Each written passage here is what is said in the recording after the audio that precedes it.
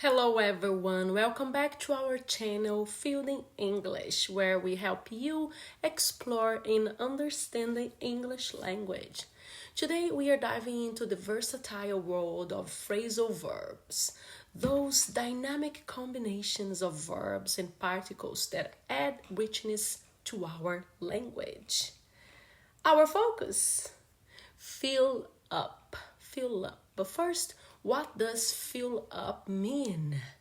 Essentially, it means to add enough of something to make it full or complete.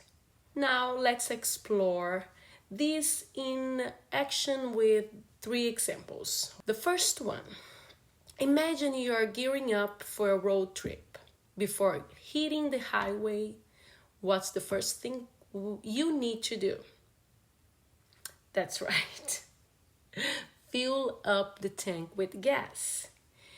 Here, fill up means to add enough gas to make the tank full. It's a crucial step before embarking on any journey. Now, the example number 2. You are on your way home from work and your gas is hovering dangerously close to empty. You make a mental note to yourself. I need to swing by the gas station and fill up the tank before we hit the road.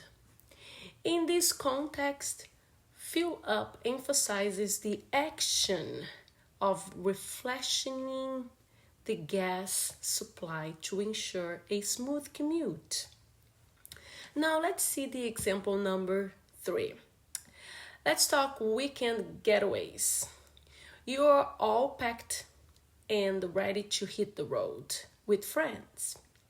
Before setting off, there's one last thing on the checklist. Fill up the tank with gas. Whether it's for a short trip or a long journey, making sure the tank is full ensures you won't be stranded along the way. And there you have it. Fill up in action, from road trips to daily commutes. This versatile phrasal verb adds depth and clarity to our conversations. Stay tuned for more fascinating insights into the world of language on our next episode. Until then, keep filling up your vocabulary. And remember, it's about immersion, not perfection.